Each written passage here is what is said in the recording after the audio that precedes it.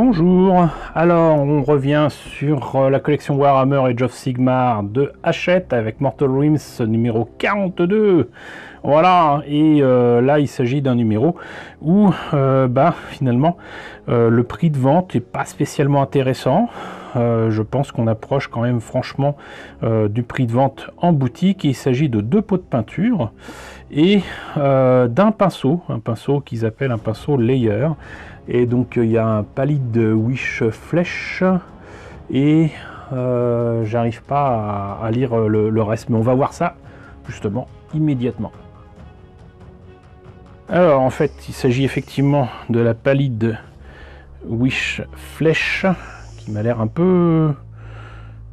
Elle n'est pas totalement sèche, hein, mais elle a l'air bizarre. Bon, si vous avez ce genre de problème, et moi c'est ce que je vais faire, je ne vais pas hésiter à les contacter. N'hésitez pas à contacter Hachette. Ils sont très réactifs et ils n'hésitent pas à renvoyer des numéros s'il y a un problème. J'en ai eu un avec un numéro où il y avait des morceaux de pièces sur la grappe qui étaient cassés. Et ils m'ont envoyé le numéro sans problème. Hein. Bon, c'est pas dans la journée, mais ils sont très réactifs. Et donc l'autre pot, qui a l'air donc en meilleur état, c'est donc de la Calgar Blue. Voilà, qui est un bleu clair, hein, ni plus ni moins.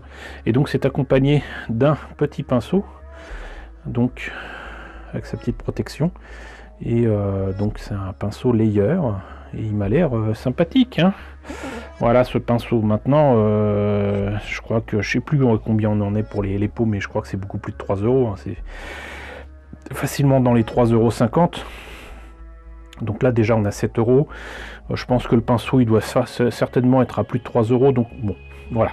On gagne pas énormément, mais c'est à peu près le prix qu'on paierait en boutique. Donc écoutez, on va voir ce que donnent les informations du fascicule, hein, du coup, sur ces peintures et ce pinceau.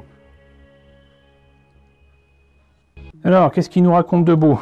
Shamon, Royaume du métal, Calgar Blue et Pallid Wish Flèche, donc voilà les 2 pots de peinture, et Réo au pinceau Small Layer. Alors, je comprends pas parce que des fois ils traduisent des trucs de l'anglais au français. D'ailleurs il y a des trouvailles assez sympathiques, notamment pour les entenuis par exemple. Mais là, pinceau Small Layer, bon. Et donc ce numéro contient vos premières peintures Layer, d'accord. Plus fluides que les peintures bases, mais pas autant que les peintures shade. Elles sont conçues pour être passées sur les peintures bases. Leur composition translucide vous permettra de fondre les couleurs et de créer une transition jusqu'au réo. Armé de votre nouveau pinceau Small Layer, vous apprendrez à reprendre et à éclaircir grâce au guide de peinture de ce fascicule. Alors quand ils disent translucide, en fait, c'est que c'est des peintures qui couvrent, j'allais dire, assez mal et qui sont effectivement, je vais pas dire transparentes, mais voilà, ça laisse passer la peinture qui est en dessous. Donc ça fait partie des trouvailles chez Citadel et chez Games Workshop pour proposer une gamme de peinture grandissante avec des prix de fou.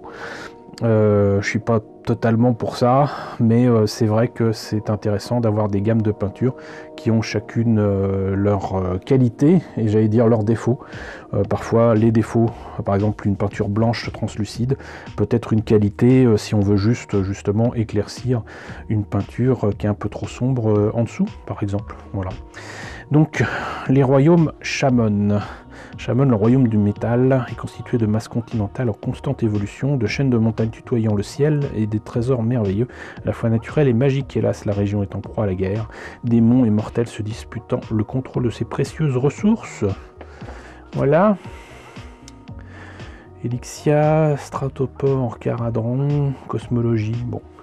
Les territoires primordiaux, Ombre Vert, les Catophranes. Ouais. L'âge du chaos avec Nurgle. Et voilà. Oryx Fracassos. Bon, c'est des orques. Ok. Et du coup, guide de peinture, les reprises. Figurine parée au combat. Que sont les reprises? Dans ce guide, vous apprendrez les techniques des reprises. Elles s'utilisent sur des textures douces comme le tissu, car les zones reflètent la lumière différemment des surfaces dures comme le métal. Ok. Repris. Bon, c'est pas hyper visible hein, quand même. Zone saillante, zone plus plane, creux léger. Ça permet d'apprendre les noms des éléments là. Tabar, tabar supérieur, tabar arrière. D'accord. Cantor blue. Arrêt flèche. Les ennemis. De toute façon, je suis toujours pas pour le Cantor blue là-dessus. Rio. Ok. C'est pas évident de comprendre que là c'est avant, là c'est après, je sais pas. Les bases. Tournez le pinceau. Peinture sur le pinceau, ok. Calez vos poignets, bah oui. Mais bon, si on sait pas, on sait pas. Donc voilà. Palide witch flèche.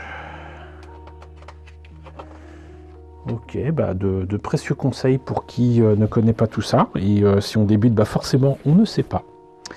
Et vous me l'entendrez dire souvent, mais bah moi j'aurais bien aimé avoir ce genre de conseils quand j'étais plus jeune, mais j'ai appris sur le tas. Et parfois dans la douleur. Voilà. Avec des kits, surtout les premiers, qui n'étaient pas réussis. Même si je me suis bien rattrapé après, au milieu des années 80. Bon, là en plus c'est avec de l'acrylique. Acrylique qui n'avait pas, comment dirais-je, les qualités qu'on a maintenant avec ces peintures-là. Moi à mon époque c'était avec de l'énamel, donc je vous laisse imaginer ce que ça donnait. Donc, Kelgar Blue sur les éternels de l'orage, sur les Antenuis. Et ça donnerait ça. Bon. Bah écoutez, moi je trouve pas ça super terrible, mais c'est des conseils de base qui permettent d'évoluer et d'apprendre des choses, ça c'est clair quand on ne connaît pas les techniques de peinture. Mais je suis quand même assez étonné de voir qu'ils multiplient les couches, les surcouches de peinture, fut-elle de layer, et n'apprennent pas à utiliser les grandes qualités qu'ont par exemple, moi j'allais dire les encres, mais donc les jus, les brossages à sec.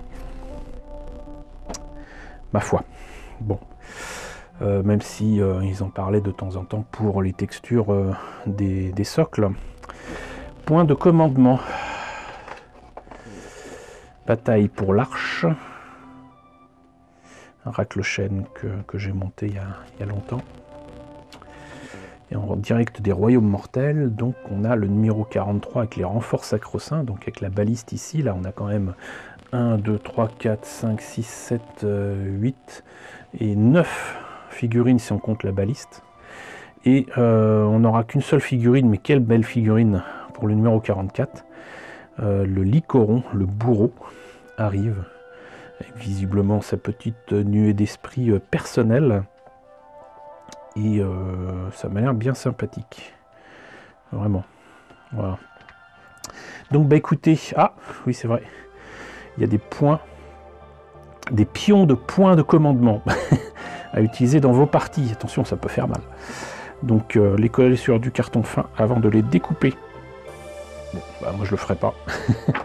En tout cas, c'était le numéro 42 de Mortal Wounds. J'espère que cette présentation vous a intéressé. N'hésitez pas à liker, n'hésitez pas à partager, n'hésitez pas à vous abonner si ce n'est pas déjà le cas. Coucou aux nombreux abonnés qui nous ont rejoints ces derniers temps, bienvenue ici. Coucou aux grands anciens qui me suivent depuis 6 ans. Merci à tous de votre fidélité, merci à tous de votre soutien sur Tipeee et sur Paypal. Surtout prenez soin de vous. Je vous laisse avec la liste des contributeurs de la chaîne et je vous dis à très bientôt pour la présentation du numéro 43 de Mortal Wounds.